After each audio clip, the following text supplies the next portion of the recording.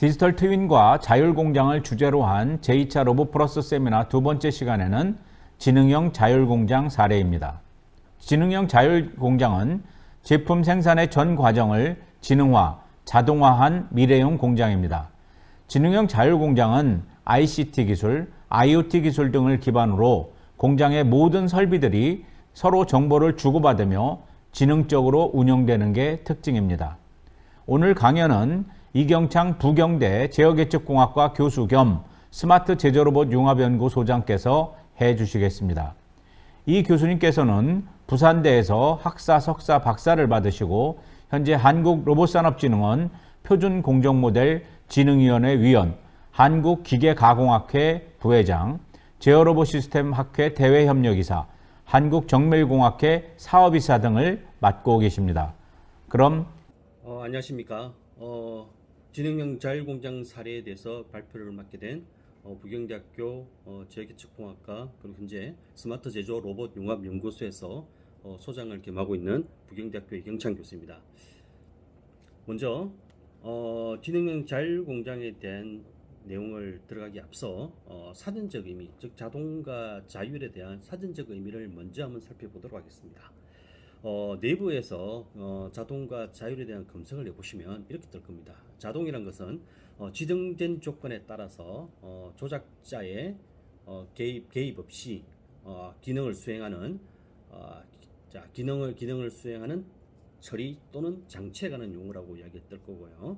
자, 그리고 자율이란 것은 약간은 좀 철학적인 개념으로서 합리적인 개인이 관련된 내용을 충분히 인지하고 강요되지 않은 결정을 내릴 수 있는 능력, 즉 합리적 개인이라는 어떤 인간에 대한 독특 이야기들을 주로 진행하고 있습니다. 자, 그래서 이 지능형 자율공장에 대한 내용에서는요, 주로 전통적인 제조업을 뜻하는 이 팩토리 공장이 매뉴얼에서 수동에서 오토매틱 자동으로 바뀌고 그리고 오토노머스로 진화하는 그 과정에 대해서 이해를 한 것들이 중요하다고 생각을 하고 있습니다. 자, 왜 이렇게 자율공장 혹은 자동화된 혹은 스마트 팩토리와 스마트 공장이라는 개념들이 등장을 했느냐? 인구 절벽에 대한 사항을 잘 보실 필요가 있습니다. 자, 출생아 수 급감에 따라서 생산 가능 인구의 급격한 변화가 발생하고 있습니다. 주로 1959년에서 1970년 출생아 수가 100만 명 정도 됩니다. 자, 차례대로 현재 직능퇴직을 하고 있는 연령대가 될 거고요. 90년에서 95년도 출생아 수가 현금 70만 명이 됩니다. 현재 30대 초반으로서 신규로 취업시장에 진입하는 연령대입니다.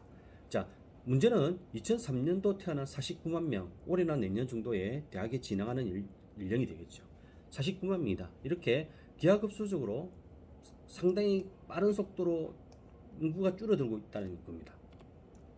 자, 이런 이유, 즉 생산 가능 인구의 감소로 인해서 이런 감소 이유는 우리나라만 겪고 있는 문제는 아니라 주요 선진국, 특히 제조업 강국이라고 이야기하는 미국, 일본 등에서도 이미 나타나고 있는 현상입니다. 즉 미국, 일본, 독일에서도 이렇게 생산 가능 인구가 떨어지고 있죠. 즉 출생아 수의 급감, 그리고 국민소득 증대에 따른 워라밸의 확대, 그리고 1인 가구의 증대, 그리고 고령자의 건강한 노후 등으로 인해서 일자리가 있어도 일할 사람을 못 구하는 시대, 즉 제조업에서의 일자리 미스매치가 심각해질 거라는 것은 어느 누구나 다 인식하고 있고 이해하고 있는 사항이라고 볼 수가 있습니다. 이런 이유로 각국에서는 산업 경쟁력 강화 전략들을 만들어서 시행하고 있습니다. 예로 독일에서는 인더스트리 4.0에 대한 이야기를 하기 시작했고요. 연도를 보시면 12년, 13년, 미국에서는 9년도부터 리메이킹 아메리카라고 하는 개념으로서, 일본에서는 13년도부터, 우리나라는 조금 늦었지만 실제로 선진국과 유사한 개념으로서 선진국과 유사하게 인구 급감을 하기 시작했던 14년, 15년도부터 제조업 혁신 3.0 그리고 스마트 공장이라는 개념들을 도입해서 이런 생산 가능 인구가 줄어드는 것에 대해서 어떻게 대처할 거냐에 대한 이야기들이 진행되었었습니다. 자, 결국 이제 자율공장의 가장 시초적인 개념은 스마트 공장에 대한 이야기라고 보실 수가 있겠습니다. 자, 스마트 공장의 개념을 먼저 살펴보시면 자동화 수준을 넘어선 4세대 디지털 신기술과 제조 기술이 접목된 소비자 중심의 진화된 공장이라는 용어로서 정의를 하실 수가 있습니다. 자, 이게 KPMG 경제연구원에서 발표한 스마트 공장의 개념, 뭐 다양한 형태의 이 스마트 공장에 대한 개념들은 발표가 되고 있고요. 최근에 들어서는 이 스마트 팩토리뿐만 아니라 좀 더 발전되어 있는 자율 공장에 대한 이야기들도 지금 진짜 이루어지고 있습니다.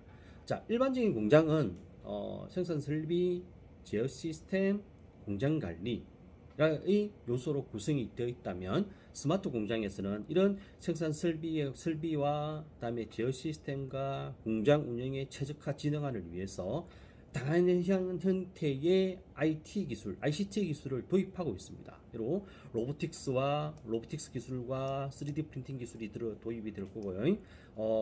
IIoT라고 하는 이제 스마트 게이트웨이가 도입이 되고 있습니다. 그리고 가상 공간에서는 자, 현실 공간과 가상 공간으로 구분이 되면서 가상 공간에서는 클라우드 컴퓨팅, 그 다음에 데이터 애널리틱 패턴 알고리즘화, 인공지능 머신러닝, 그 다음에 CPS라고 하는 사이버리 시스템 등의 다양한 기술들이 도입이 되면서 조금 더 혁신적인 형태가 되겠죠. 즉, 이는 동일 생산 라인에서 다양한 제품 생산이 가능하도록 하겠다는 겁니다.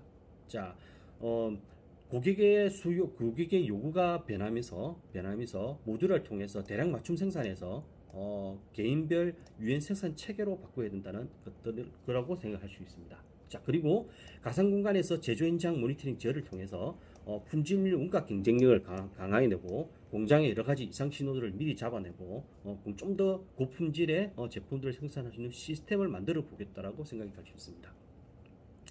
다음으로 제조업 생산성의 획기적 향상을 이루어질 겁니다. 즉, 특히 에너지 절감 그리고 인간 중심 작업 환경에 대한 구현들이 가능해질 거다라는 이야기들을 합니다. 자, 이렇게 스마트 공장을 도입을 하면서 상당히 많은 다양한 ICT 기술과 AI 기술들이 도입을 하게 됨으로써 이런 제조업에서의 어떤 패러다임 변화, 대량 맞춤형 생산 체계에서 개인별 유엔 생산 체계로의 변화, 그리고 에너지 절감 문제, 그리고 인간 중심의 작업 환경 구축 등과 같은 다양한 효과들이 이루어질 거라고 다들 예상하고 있습니다.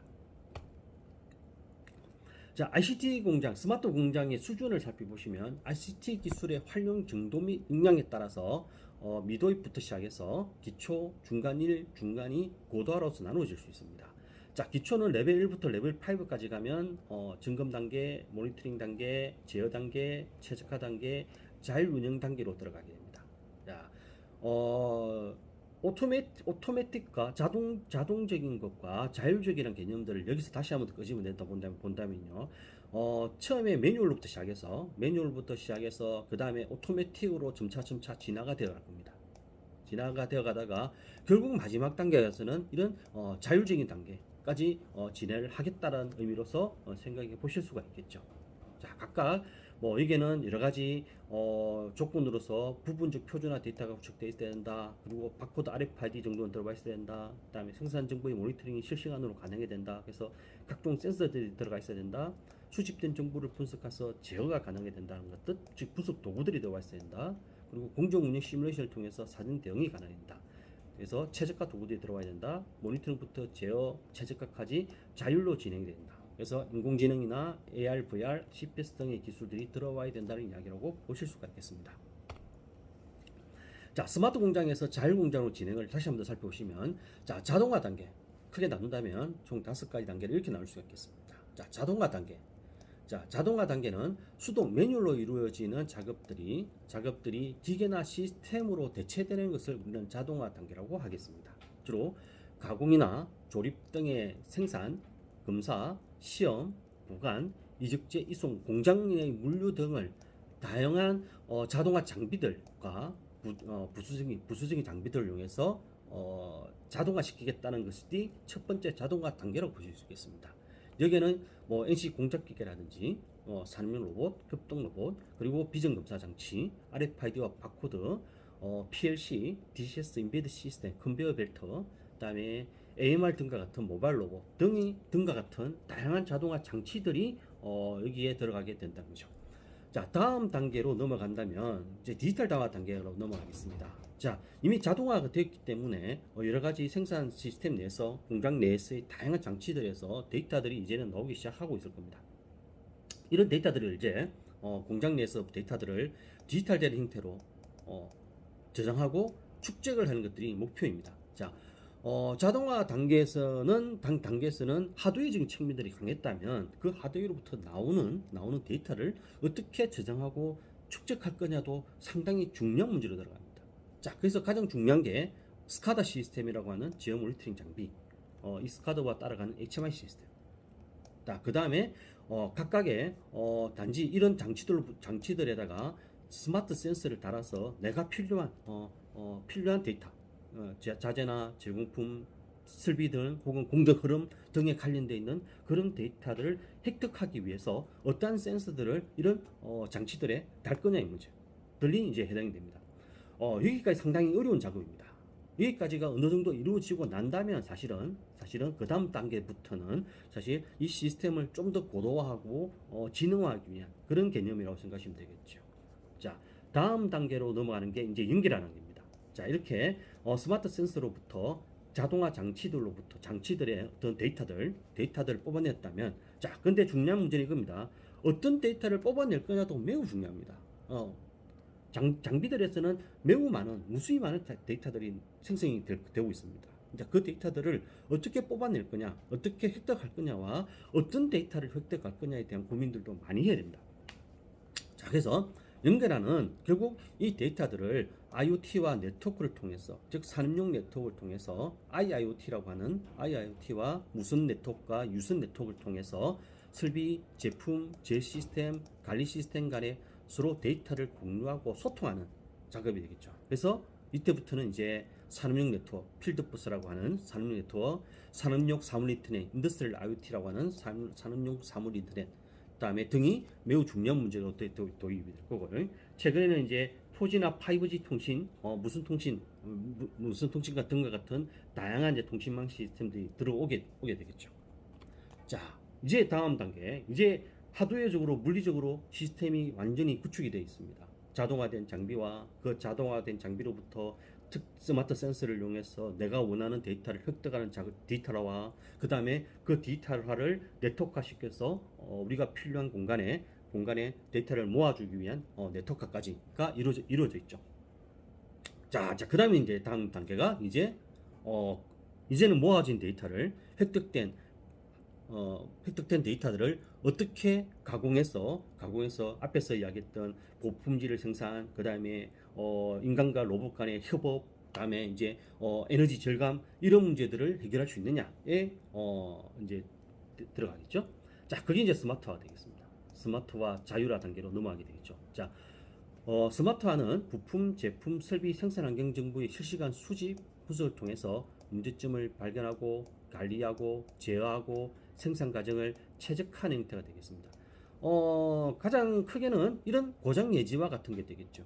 일반적으로 산업 현장에서는 보존을 많이 하죠. 장비들의 이제 수명을 관리하고 그다음에 고장 상태를 관리하고 하는 보존들을 많이 합니다. 자, 그 보존들이 조금 더 발전하게 되면 주로 이제 예방 보존이라는 개념을 쓸 건데 발전하게 되면은 고장 예지까지 올라가겠죠. 즉 현재 주기적인 그 장비 수리보다는 보존보다는 정비보다는 주로 이제 이 장비들 현재 다양한 형태의 장비들이 어느 시점에서 어떤 형태로 고장이 발생할 거라는 걸 미리 예측을 하고 미리 이제 예지를 하고 그에 대해서 능동적으로 대응할 수 있는 그런 형태가 될 겁니다. 자, 이런 스마트화 단계가 끝나고 나면 이제는 마지막으로 이제 자율화입니다. 자, 스마트 공장의 궁극적인 지향점, 사실은 이런 스마트화, 자율 공장이라는 것은 여러 가지 많은 영화들에서 많이 나왔습니다. 사실은 이제 공장에서 거의 사람이 없고 기계들만 가지고 공장이 돌아가는 형태, 이런 형태라고 볼 수 있는데요. 완전한 무인화의 의미는 아니라고 보셔야 됩니다. 자율한 것은 사람의 관리 없이, 개입이 없이 관리, 통제, 제어되는 형태의 스마트 공장의 어떤 궁극적인 지향점이 되겠지만 아직 그 형태, 그 유형은, 그 모습은 사람이 아예 없는 모습일 수도 있고요. 특정 구간에서는 사람과 로봇이 협업을 하는 형태가 될 수도 있고요. 이런 다양한 형태의 모습이 될 거고, 산업마다 특히 이제 어떤 제조업의 공장 환경마다, 그다음에 제조업의 규모마다 다양한 형태의 어떤 자율 공장의 단계가 이루어질 거라고 생각하고 있습니다. 자, 주로 여기는 이제 인공지능의 기술들이 가장 크게 들어오게 될 거고요. 그리고 CPS도 들어오게 되면서 가상 공장과 실제 공장이 유기적으로 돌아가는, 자, 디지털 트윈과 같은 가상 공간과 실제 공장이 유기적으로 돌아가면서 가상 공장에서 실제 공장에서 발생될 수 있는 그런 여러 가지 문제점들을 미리 캐치하고, 혹은 생산 스케줄링이라든지 마스터 프로 스케줄링 같은 것들을 미리 해서, 생산 스케줄링도 미리 해서 이 공장에, 실제 공장에 다운로드 형태가 되는 뭐 그런 다양한 형태의 어떤 이제 관리 기법들, 인공지능이 들어가 있는 관리들이 이루어질 거라고 보실 수가 있겠습니다. 자, 이제 정리를 하자면 자율 공장의 4대 핵심 기능이라고 이제 정리를 해보겠습니다. 자, 가장 먼저 중요하다고 이야기했던 게 데이터 취득 및 관리입니다. 물론 이 4대 핵심 기능에서는요, 자동화는 기본적으로 데이터가 보셔야 됩니다. 자, 이제 매뉴얼에서 수동에서 오토매틱으로는 이미 진화가 됐습니다. 특히 최근에 여러 가지 로봇을 활용해서 제조 혁신을 하고, 다음에 이제 여러 가지 많은 다양한 형태의 자동화 장비, 뭐 CNC부터 시작해서 로봇, 뭐 컨베어 시스템 등등등 많은 자동화 장치들이 현장에 제조업에 많이 도입이 되어 있습니다. 과거와는 많이 달라졌죠. 달라졌습니다. 그래서 이런 자동화가 기본적으로 이루어져 있다라고 본다면, 이 자동화에서 그 다음 단계로 어떻게 넘어갈 거냐 이야기를 이제 해보시는 겁니다. 사실은 이 자동화에서, 사실 자동화만 된다 하더라도 매뉴얼을 수동적으로 움직였던 공장을 자동적으로 움직이는 공장으로 바꾸는 것만 하더라도 상당한 생산성 향상들이 이루어졌을 겁니다. 자, 거기서 더 나아가기 위한 방법, 즉 자동적으로서 자율적으로 가기 위해서 어떤 기술들이 필요하고, 우리 공장에서, 우리 제조업에서는 어떤 기능들이 필요한지에 대해서 이렇게 4개의 핵심 기능으로 나누어서 볼 수가 있겠죠. 자, 첫 번째가 데이터 취득 및 관리입니다. 자, 제조 공장에서 발생하는 데이터를 디지털에서 네트워크를 통해서 데이터를 취득하고 체계적으로 관리하겠다는 겁니다.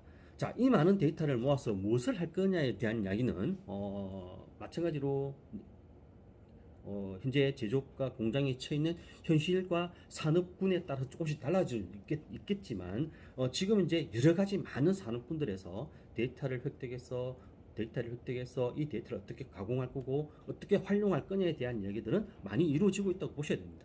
여러분, 여러 연구들도 이루어지고 있고요. 실제 적용도 많이 되고 있고요. 그리고 그걸 통해서 생산성이 향상되고 품질이 발전한다는 것들도 많은 이렇게 사례들이 지금 나와 있다고 보셔야 되겠습니다. 자, 그 다음에 전사적 제조 지능, 엔터프라이즈 매뉴팩처링 인텔리전스라고 하는, 즉 자율 공장에서 빅데이터를 실시간으로 처리하여 신속한 실시 의사결정을 수행하는 형태가 되겠죠. 가장 이런 자율 공장에서 빅데이터 실시간 처리가 이루어진다면은 가장 중요한 것 중에 하나는 제공품이 줄어드는 효과들은 있겠죠, 당연히요. 이거 외에도 고장 예지 기술을 통해서 미래에 발생될 수 있는 그런 위험 요인들을 더 줄일 수 있는 그런 환경들도 이루어질 거라고 보고 있습니다. 자, 다음으로 나오는 게 협업 기능, 자율 공장의 협업 기능, 즉 사람과 기계, 로봇뿐만 아니라 기계와 로봇 간의 협업, 다양한 형태의 협업들이 이루어져야 되는 겁니다. 과거에 자동화를 했다면 사람들이 다 빠져나가고 공장에는 로봇과 기계들만 존재한다라고 이야기했죠. 똑같이 로봇과 기계들만 존재하게 될 경우에는 똑같이 그 로봇과 기계들이 협업을 못하면서 사람처럼 그렇게 지능적이지 못하기 때문에 협업이 부족하면서 결국 그 발전에 어느 정도 한계를 가질 수밖에 없는 상황으로 가게 됩니다. 자, 그래서 협업 기능들도 들어야 됩니다. 그리고 전공정과 시스템의 통합, 이제 마지막으로 상당히 어려운 단계인 하나의 시스템으로 통합해야 되는 이 4가지 기능으로서 이루어졌다고 보실 수 있겠습니다. 자, 이런 자율 공장에는 다양한 형태의 기술들이 도입이 되어 있겠죠, 당연히. 예, 자동화에서는 로봇과 모바일 로봇, 산업 로봇, 협동 로봇, 3D 프린터, PLC 등, 모니터링 장비에서는 스마트 센서와 스카다, 그 다음에 각각 ERP나 SCM, MES 등과 같은, 그리고 연결을 위해서 IIoT와 유선 네트워크, 그리고 스마트화를 위해서 빅데이터 기술, 인공지능 기술, 엣지 컴퓨팅 기술, 뭐 가상인식, 증강인식 기술, 그리고 자율화를 위한 빅데이터 처리 기술과 인공지능 기술들이 이제 주요한 기술이 되겠습니다. 자, 이게 자율공장의 미래상이 되겠죠. 리얼타임 실시간에 디터미스틱 이더넷이라는 산업용 네트워크로 연결이 되어 있고요. 여기에 여러 가지 다양한 코봇, 뭐 사람과 협업하는 로봇들, 그리고 산업용 로봇들, 그 다음에 자동화 장치들, 그 다음에 이제 컨디션 베이스드 모니터링과 pH과 같은 예지 보정 기술들 등이 이제 이게 들어가 있습니다. 마찬가지로 인터넷 엣지 노드 등을 통해서 스마트화하는 디지털한 데이터를 획득하게 되기도 하고요. 자, 조금 과거로 가봅시다. 사실은 과거를 알아야 미래도 알 수 있는 거니까요. 이 자율공장은 1986년도부터 시작됐다고 보셔야 됩니다. 자, CM이라는 개념부터 시작했습니다. 컴퓨터 인테그레이트 매뉴팩처링이라고 하는 CM이라는 기술로부터 시작이 됐고요. 미국의 Society of Manufacturing Engineers에서 만들어진 기술입니다. 자, 이 CM에는 이런 보시면 마케팅, 그 다음에 플래닝, 그 다음에 파이낸스, 그 다음에 이런 것들이 다 결합이 되어야 된다. 결합이 된다라고 주장했던 겁니다. 시스템이 통합이 된다. 공장의 모든 기능이 통합된다고 주장했고요. 자, 생산과 관련된 개념들도 무수히 많은 개념들이 1960년대부터 만들어져 왔습니다. 뭐 그룹 테크놀로지, 로보틱스, NC, FMS, 그다음에 MRP, 뭐 그다음에 TQM, SCM, ERP, POP, MES, 뭐 AM, 그다음에 CIM, CPS까지, CPS, PDM까지 많은 형태의 개념들이 등장해왔고요. 이런 매니팩처링과 관련되어 있는 무수히 많은 약어들도 등장했습니다. 딱 이유는 제조업의 생산성 향상을 위해서라고 보실 수가 있겠죠. 자, 자동화의 문제는 자동화에서 이런 문제들이 등장했습니다. 처음에 가장 먼저 시작했던 게 스마트 공장에서 시작했던 게 제일 먼저 시작했던 게 자동화라고 제가 말씀드렸죠. 오토매틱입니다. 오토메이션을 시키는 거죠. 자, 오토메이션을 시키다 보니까 전통적인 연결 방식이 PLC 방식을 쓰게 되거든요. 쓰게 됩니다. 그래서 이런 기기들과 PLC를 직접 연결하는 전통적인 연결 방식이 등장했고요. 그리고 자동화 시스템의 대형화, 지능화, 유형화되면서 1980년대 정도 되면은 이런 필드 기기 수, 자동화 장치들의 수가 기하급수적으로 늘어나기 시작합니다. 자, 이때 약 한 15% 정도, 80년대는 15% 정도만이 통신을 할 수 있었을 거예요. 전체 비용의 50%가 통신 비용에 들어갔습니다. 자, 또한 시스템이 설치되거나 새로운 시스템이 설치되거나 개선될 때 와이어링 비용이 발생합니다.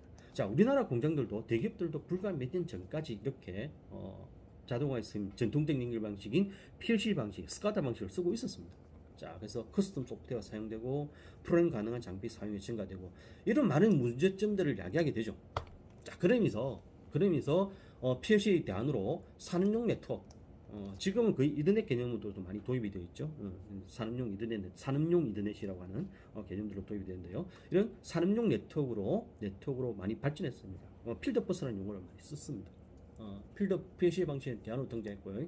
자, 공유된 전선을 이용하여 연결한 방식입니다. 실제로는 허브와 같은 스위치와 같은 것들을 쓸 거기 때문에 연결은 PLC와 동일하다고 보실 수가 있는데 PLC는 일단 PLC 장치들을 가지고 쓴다면 이거는 프로세스 컨트롤 레벨, 팩토리 레벨에서 보시면 PCS나 MES와 같은 여러 가지 이제 소프트 PLC와 같은 PC 개념들, 인베디드 PC라든지 등을 이용해서도 이런 시스템을 구축할 수 있다라고 보실 수가 있겠죠.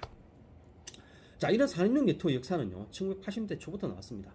자, 자동화 단계를 지나서 자동화 단계를 지나서 네트워크화 단계까지 가게 되죠. 자동화 단계를 지나서 네트워크화 단계까지 가게 되는데 사실 그 자동화, 디지털화, 네트워크화 가는 데까지 지금 매우 많은 오랫동안 시간이 지나온 겁니다. 많은 시간을 소비해서 이 단계까지 왔다라고 생각하셔야 되겠습니다. 자, 1980년대 초에 미국에서 MAP이라는 것을 먼저 만듭니다. 결국 자동화 장치들 간의 네트워크를 만들자라고 해서 만들었고요. 이때만 하더라도 인터넷이라는 것은 사실 발전되어 있지 않았죠. 그럼에도 불구하고 장치들 간의 네트워크도 필요하다는 주장들이 이때부터 나오기 시작합니다. 자, 그리고 나서 ISO, ICS 61158이라는 것을 만들기 시작하고요. 프로피버스 여러 가지 다양한, 이 당시에는 다양한 이제 PLC 회사들, 메이저 PLC 회사, 지멘스, 라겔 오토메이션, 미쯔비시 등과 같은 다양한 형태의 PLC 회사들이 자사들 장비, 자사들의 자동화 장비들을 연결하기 위한 네트워크 표준 프로토콜들을 만들기 시작합니다. 그리고 어느 정도 표준화되기 시작하고요. 2000년대, 2010년, 2020년 현대에 들어오기 시작하면서 거의 대다수가 이제 산업용 네트워크, 이제 산업용 이더넷이라고 하는 것들로 어느 정도 통일이 되어 가고 있다고 보시면 되겠습니다. 자, 간단하게 몇 가지 사례들을 제가 이제 들어보겠습니다. 앞에서 했던 결국 이제 자동화는 이미 어느 정도 다 이해를 하셨을 겁니다. 결국 많은 곳에서 자동화를 이제 보셨을 겁니다. 로봇을 쓰자, 뭐 그다음에 PLC를 쓰자, 그다음에 이제 뭐 최근에는 모바일 로봇도 쓰자, 그다음에 이런 이야기들. 근데 어느 정도 레벨의 자동화를 해야 되는지에 대해서도 이해를 하셨을 거고요. 자, 조금 더 발전해서 MES와 이제 그 POP를 하자. 라는 이야기도 합니다. 왜? 디지털로 하자. 자, 그 다음에 네트워크 하자. 데이터를 획득하려면 결국은 어떤 형태의 네트워크든 깔아야 되죠. 네트워크 하자까지는 이해를 하실 거고, 많은 제조업에서, 많은 공장에서, 그 세 가지 단계까지는 갔을 거라고 추측을 하고 있습니다. 자, 그 다음에 이제, 그 다음 단계를 넘어가기 위해서, 선진사들은 어떻게 했는지에 대해서도 살펴볼 필요가 있겠죠. 자, 라겔 오토메이션, 유수의 PLC 회사죠. 자, 이더넷 IP 기반의 개방형 통합 네트워크 모델을 제시하였고, 이를 지원한 컨텐츠 및 소프트웨어를 운영합니다. 자, 이런 형태의 모델들을 만들었죠. 여기 보시면 카메라, 컨트롤러, HMI, 로보틱스, 모터 드라이브 액추에이터, 슈퍼바이저 리cord 컨트롤, 세프티 컨트롤, 세프티 IO 등 다양한 형태의 네트워크들을 물리게 되겠죠. 지메스. 자, 지메스 프로피버스 기반으로, 물론 이제 최근에는 이 네트워크들이 다 많이 바뀌어갑니다. 장비 공정 레벨의 PLC, CNC부터 운영 제어, MES, ERP까지의 라인업을 구축했죠. 이런 식으로. 자, 그 다음에 미쯔비시도 마찬가지로 CC-링크 기반의 양방향 정보 교환이 가능한 PLC, 측정 장치, 이더넷 통신을 연계한 생산 능력 및 에너지 솔루션 등을 개발했습니다.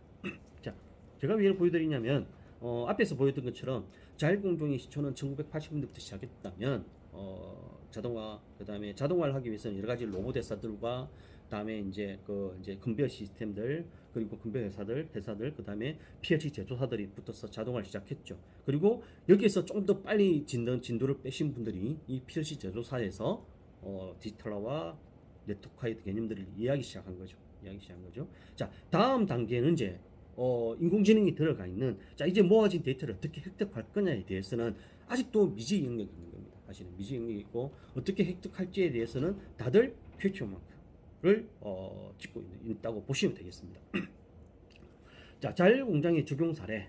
자, 아디다스의 스펙트 팩토리가 가장 크게 이슈가 되었던 분야 중에 하나로 볼 수 있겠죠. 자, 2015년 제품의 수요가 많은 독일 선진국인 독일 안스바우와 미국 애틀란타에 자율공장을 구축했습니다. 자, 주로 3D 측정 기술을 개발해서 기반으로 해서 소비자 맞춤형 신발 생산 체계를 갖추었습니다. 자, 문제는 아직은 기술적인 제한들이 존재한다는 거죠. 생산 가능한 신발의 종류가 매우 제한적이었고, 복잡한 신발 제조 공정의 자율화에 기술적 한계가 있습니다. 결국 이 독일 안스바우와 미국 애틀란타의 자율공장은 어느 정도 철수를 하죠. 하고 사업을 실패했다. 자율공장이 실패했다는 용어를 쓰진 않고요. 자, 이걸 통해서 인공지능과 IIoT와 빅데이터의 기반 기술들을 중요성을 느끼게 될 거고요.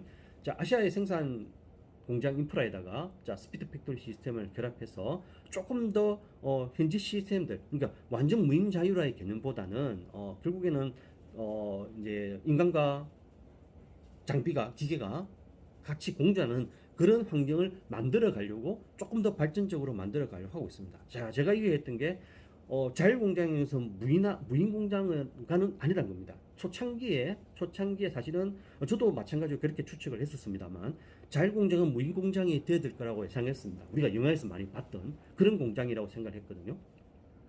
제가 마이너리티 리포트라는 영화를 되게 좋아하는데요. 마이너리티 리포트에 보시면 뭐 그게 하장보는 2000년대 초니까 20년, 30년 전, 20년 전의 영화에서도 무인공장이 등장합니다. 그런 걸 보고 제가 자랐거든요. 자, 그러면서 앞으로 자율공장은 그렇게 될 거라고 추측을 했지만 실제로 그렇지는 않다는 거죠.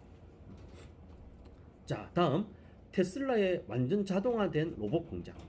자, 2018년 유기적으로 연결된 지능한 로봇을 활용해서 인력을 최소화하고 당시 가장 자동화된 조임단을 구축했습니다. 마찬가지로 테슬라도 이때는 실패했죠. 완전 로봇 자동에 실패했습니다. 자, 최근에는 근로자는 최소한의 검수만 수행한, 즉 여러 가지 많은 부분들이 결국 사람과 로봇이 협업을 할 수밖에 없다는 것들을 인지하고 2020년 기가팩토리를 공개했죠. 지금도 자동차 조립이라든지 자동차 조립에는 거의 대다수가 로봇들과 자동화된 장치들을 가지고 많이 쓰고 있습니다. 그러니까 로봇이 못하는 부분도 존재합니다. 로봇은 할 수는 있습니다만 아직은 로봇의 기술, 오토메이션의 기술들이 사람의 스피드를 따라가지를 못할 수도 있고 사람보다 훨씬 더 유연한 작업을 못할 수도 있습니다.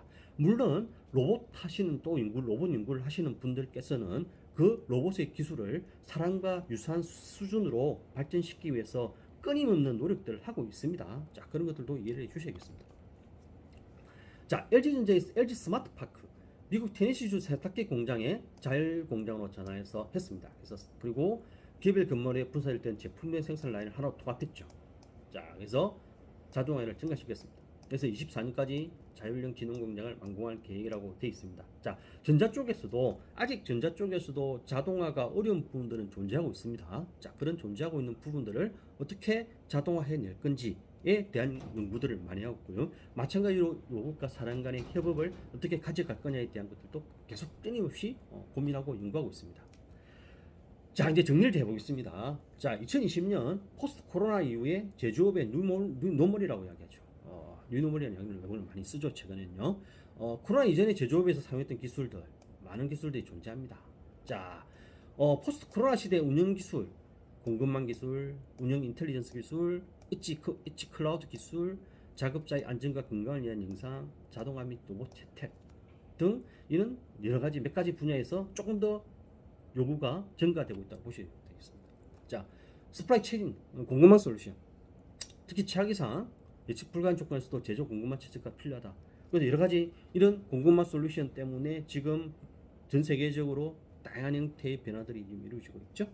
자, 어떻게 갈지는 잘 모르겠지만 결국 과거에 했던 글로벌라이제이션 에서 조금 더 다른 형태의 이제 변화들이 이루어질 거라고 보실 수가 있습니다. 자, 운영 인텔리전스와 데이터 분석, 생산의 최적화로 경쟁 우위를 확보하겠다. 그 다음에 엣지 컴퓨팅, 기존 클라우드 전략을 보완해서 엣지 컴퓨팅이 필요하다. 자, 그 다음에 작업자의 안전과 건강에 대한 요구들이 증가되었다. 자, 스마트 팩토리와 자동화를 유통한 경쟁 우위들을 확보하겠다는 것들이 이제 포스트 코로나 이후에 대두되고 있는 여러 가지 변화라고 보실 수가 있겠죠. 자, 마지막 이제 제가 포스트 코로나를 보여드리면서 기업들에서 몇 가지 경우의 수들을 제가 말씀을 드렸습니다. 이런저런 여러 가지 경우의 수들, 그다음에 사회 환경 변화, 국제적인 전 세계적인 제조업의 환경 변화, 자, 그다음에 스마트 팩토리에 관련된 다양한 기술들의 변화 등을 제가 말씀을 드렸고요. 결국 그것들이 접목이 되면서 그것들이 여러 가지 이렇게 융합되고 통합되면서 새로운 방향의 또 제조업들도 나아가게 될 거고요. 향후에는 최근에 아직까지는 자율화까지는 가지는 못했지만 앞으로는 더욱더 자율에 대한 요구들이 등장하게 될 거고 조금 더 인간과 로봇이 자동화 기기가 협업하는 그런 이제 제조 공장이 될 거라고 예측을 하고 있습니다. 자, 이상으로 제 발표를 마치도록 하겠습니다. 발표를 경청해 주셔서 감사합니다.